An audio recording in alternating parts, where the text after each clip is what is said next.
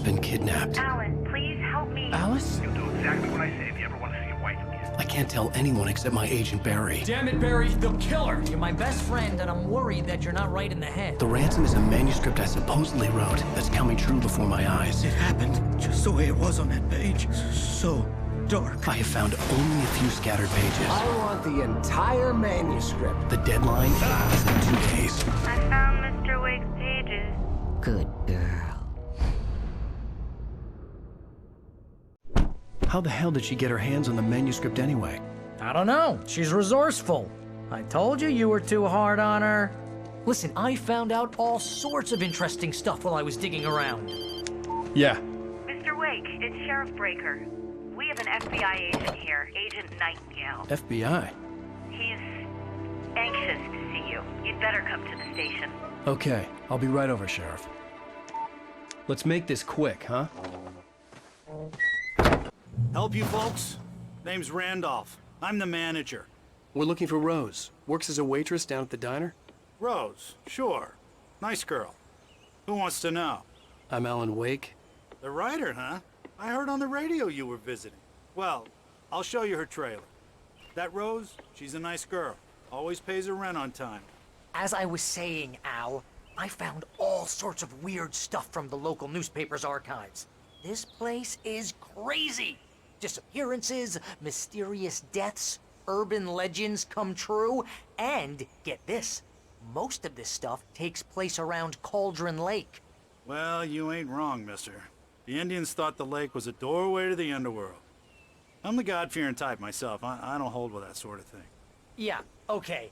Anyway, there was an island there owned by a guy called Thomas Zane. Now, some of the articles I found about him make him out to be a famous writer, but I ran a bunch of searches, couldn't find a single thing he wrote. Zane was heavily into diving, so much so that the place came to be called Diver's Isle. But the volcano under the lake erupted in 1970, and Zane went down with the island.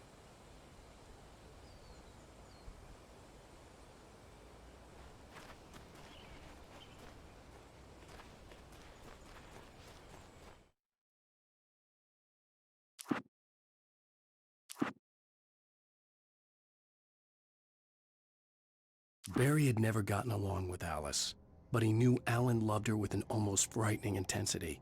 And now something had happened to Alice. The air in the visitor center was heavy with an awful smell, as if some rotten drowned thing had crawled up from its grave. Rusty kept coughing. The visitor center was sturdy, but the impact turned the front of the building into splinters. Rusty was thrown across the lobby like a rag doll and hit the far wall hard. It didn't hurt until he tried to move and saw. At the last instant, I changed direction and threw myself down. The axe splintered the trunk of a tree. I stumbled into the pool of bright light. My lungs burned. In that last instant of consciousness, Rusty thought about Rose. He was older than she was. Rose was barely out of her teens, but she made him feel young and forget what a train wreck his long-dead marriage had been. He still wore the ring.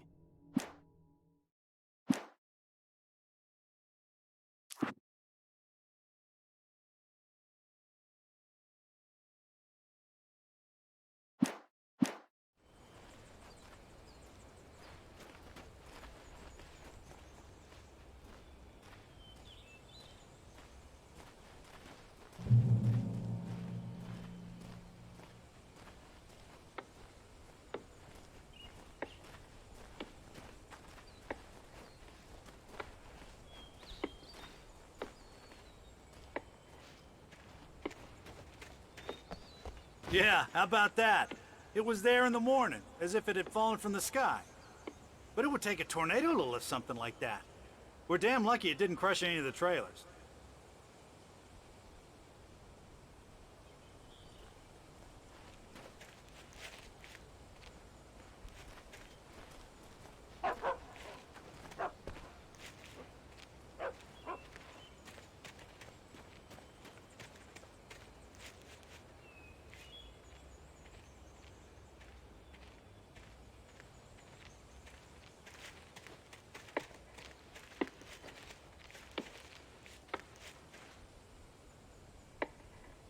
It gets better. A local girl, Barbara Jagger drowned in Cauldron Lake just a week earlier. They were lovers. Sure, Jagger's a local spook story. The Scratching Hag comes for you in the dark. Childish stuff like that. Anyway, Al, I'm just getting to the best part. All of the articles about this stuff were written by Cynthia Weaver. I asked around, and she's that crazy bag lady you met. What, the lamp lady? She can be a little loopy, but she's not homeless or anything. Yeah, anyway, she knew both Jagger and Zane before they both died, and she had some kind of a breakdown.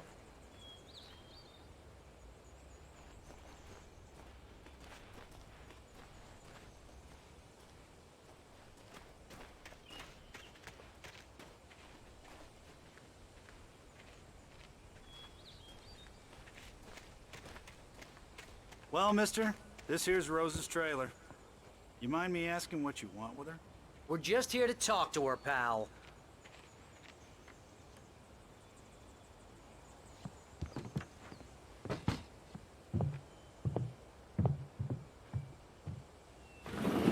Welcome to...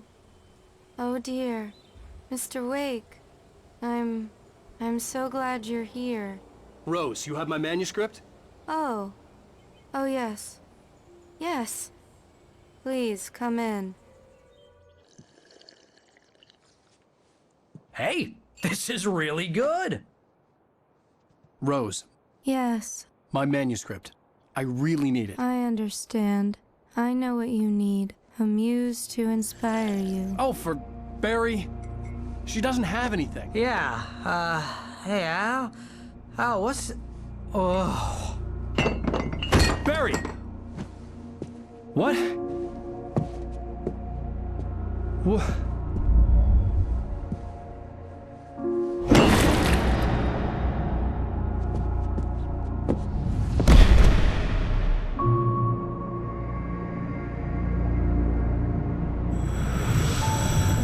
It's coming for you, hiding in my barber's skin.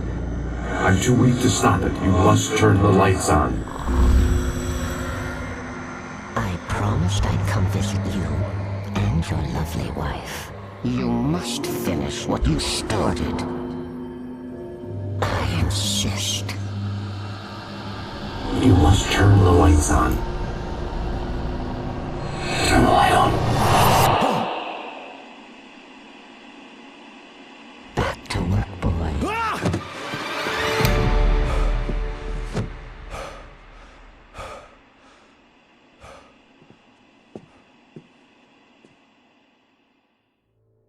I felt nauseous, hungover. Only anger kept me going. I can't tell reality from dream anymore, but it seems I have an imaginary editor to help me. She's an old woman in a funeral dress. I call her Barbara Jagger. She's very strict. I'm writing faster and faster. My manuscript is being heavily revised. The edits are getting very aggressive, and each day there's less of me and more of her. I hate it, but I know she's right. She promises me I can save Alice this way. She knows more of this than I do. About the complex incantation I'm attempting. About this place. She's worked with another writer under similar circumstances, Thomas Zane. The genre of the story seems to be shifting. It's turning into a horror story. I'm getting close. I can feel it. Rose took a day from me. I had less than 12 hours left to meet the kidnapper. All I could do was get Barry into the car, work something out once I got on the road. My gun and flashlight were gone. I'd have to find a way to get Barry into the car as quickly as possible. There was no time to waste. Mr. Randolph liked Rose. That little smile she had. How she was still sweet when life had tried so hard to make her bitter. It wasn't any of his business what she did in her trailer. But those strangers, the writer and his smart-ass sidekick, looked like trouble. And they'd been in there for hours. Way past her normal bedtime.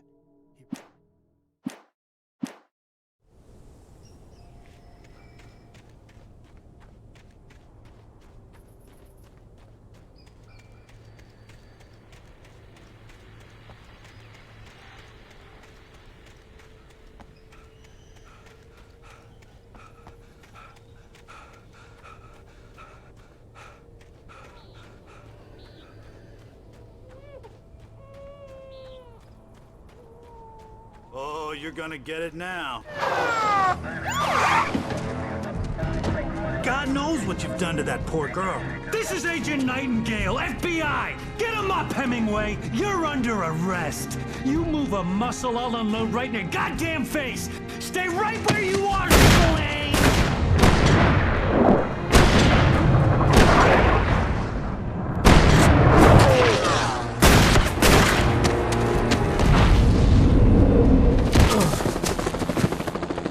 What are? I'm standing right here, you goddamn maniac!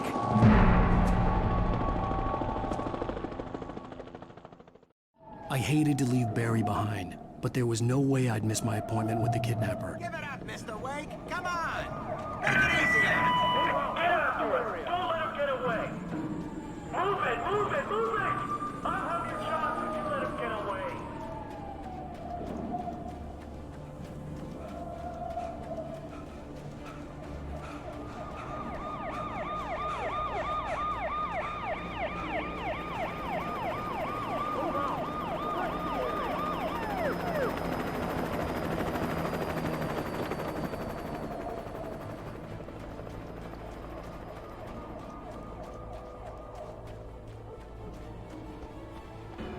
Stop running! We have the suspect in sight! Okay, men. Keep your eyes peeled. He's gonna try to make it through here. Which way did he go? Oh, damn. Hey! Stop!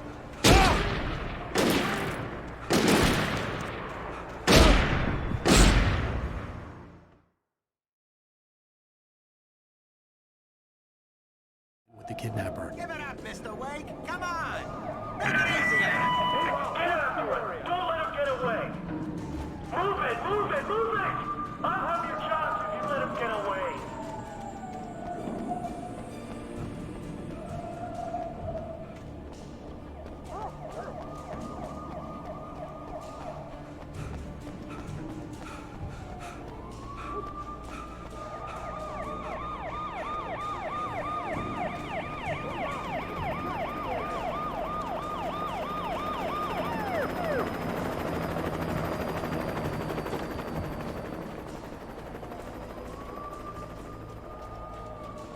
There! Freeze!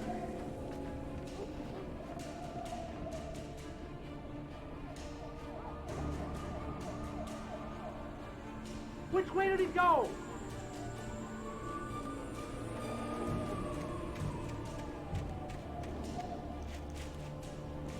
Okay, men. Keep your eyes peeled. He's gonna try to make it through here.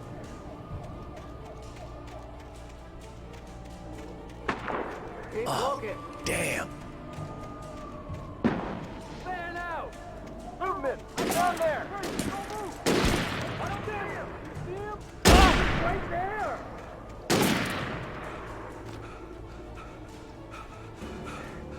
God damn it! Where did he go? He slipped away! Keep an eye out!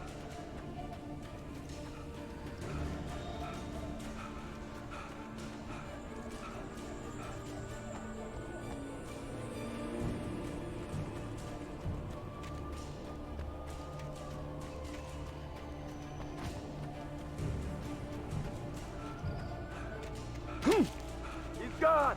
Come on, guys! We need to head him off!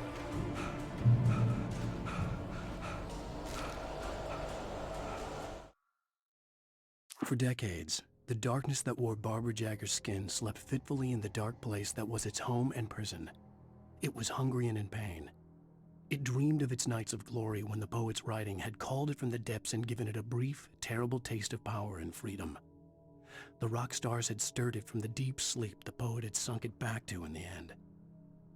When it sensed the writer on the ferry, it opened its eyes.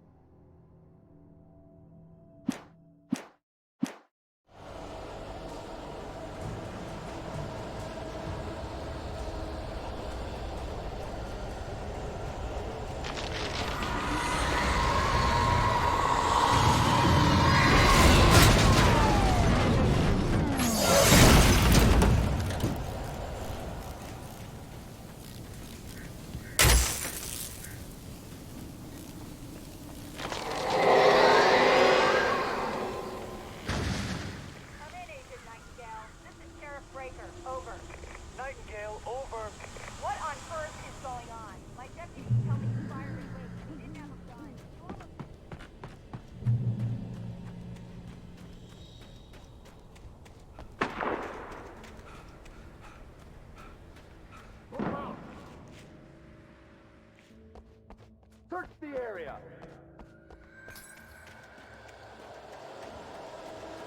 Stay sharp. This way. Over here.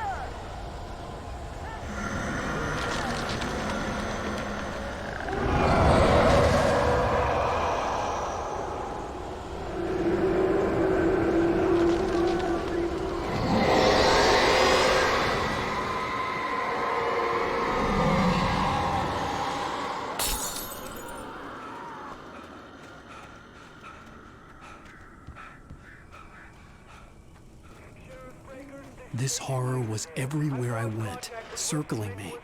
The cops didn't stand a chance. They were after a writer, not a monster.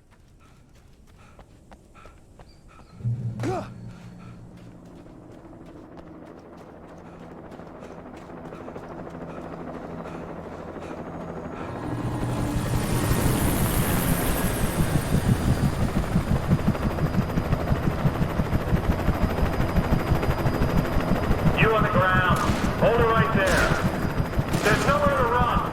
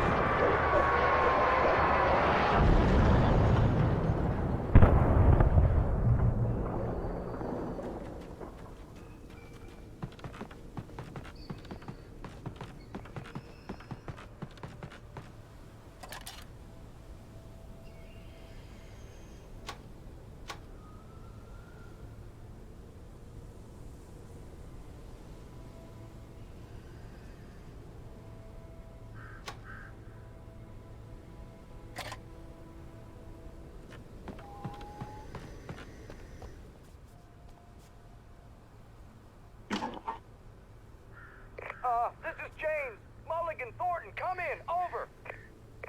Thornton here.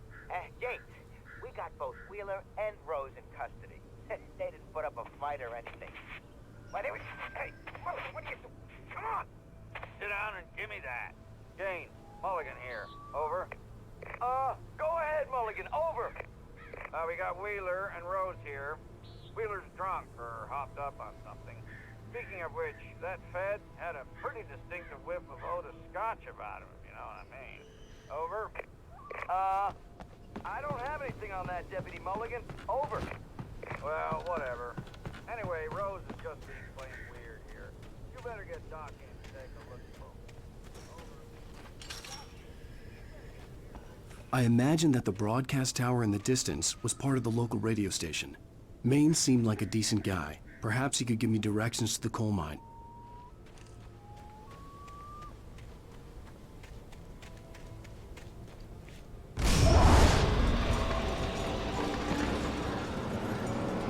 Unnatural shadows clung to the gate. The darkness that was after me was trying to stop me. I wouldn't get through without it.